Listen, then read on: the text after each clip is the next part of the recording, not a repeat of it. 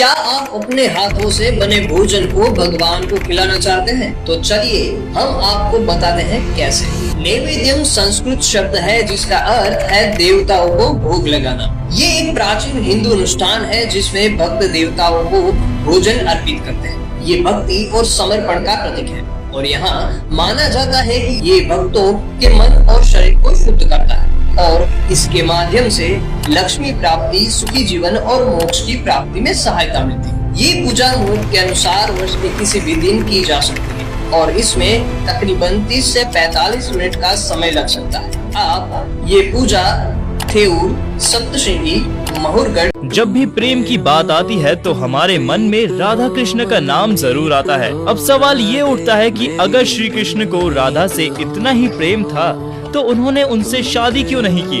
अलग अलग ग्रंथों में अलग अलग कारण बताए गए हैं। एक पौराणिक कथा के अनुसार राधा श्री कृष्ण से उम्र में 11 महीने बड़ी थी और दोनों में एक दूसरे के प्रति आध्यात्मिक लगाव था। राधा का श्री कृष्ण से अलग अस्तित्व नहीं है और विवाह के लिए 2 लोगों की आवश्यकता होती है। राधा श्री कृष्ण के दिव्य गुणों से परिचित थी। उन्होंने जिंदगी भर अपने प्रेम को स्मृतियों में बनाए रखा। यही इस रिश्ते की सबसे बड़ी खूबसूरती है। ऐसी मान्यता है कि श्री कृष्ण ये साबित करना चाहते थे कि प्रेम और विवाह 2 अलग अलग चीजें हैं।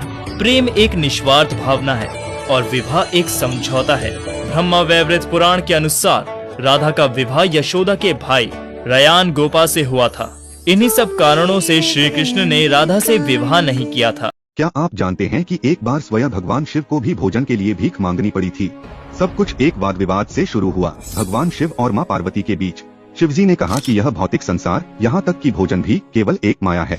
माँ पार्वती, जो स्वयं प्रकृति और पोषण की अधिष्ठात्री हैं, यह सुनकर क्रोधित हो गयी। अपनी शक्ति सिद्ध करने के लिए वह अंतर्धान हो गयी और उनके साथ भोजन भी लुप्त हो गया।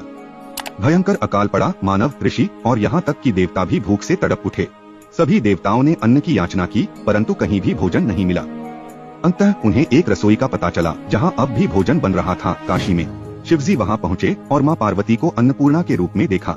स्वर्गीय वस्त्रों में सुसज्जित माता अन्नपूर्णा भूखों को भोजन परोस रही थीं। शिवजी ने उनकी भिक्षा को विनम्रता पूर्वक स्वीकार किया और यह समझ गए, भोजन कोई माया नहीं बल्कि परम सत्य और ईश्वरीय अनुग्रह है। तो माँ अन्नपूर्णा के इस दिव्य अवतार से हमें क्या सीख मिलती है? यह कथा हमें सिखाती है कि आध्यात्मिकता संसार से विमुख होना नहीं बल्कि प्रेम और सेवा से उसे पोषित करना है। माँ अन्नपूर्णा हमें याद दिलाती है कि खाली पेट आध्यात्मिक उन्नति संभव नहीं। महानतम सत्य को भी पोषण की आवश्यकता होती है।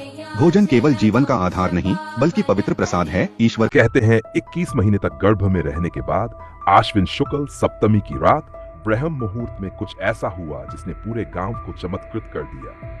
मेहाजी किनिया ने हिंगलाज माता की तपस्या कर पुत्र की कामना की थी। माता देवल देवी को स्वप्न में माता ने दर्शन देकर कहा, मैं स्वयं तुम्हारे घर जन्म लूंगी। देवल देवी की सेवा में 2 देवियां थीं, अक्खा इंदानी और मोड़ी मुलानी।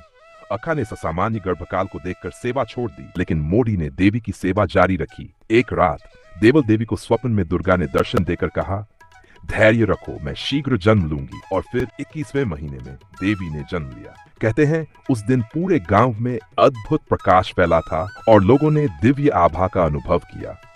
लेकिन यह जन्म सिर्फ एक पुत्री का नहीं बल्कि लोक देवी श्री करणी माता का अवतरण था। आखिर क्या था इस चमत्कारी जन्म का रहस्य? जानने के लिए देखिए हमारी पूरी कहानी।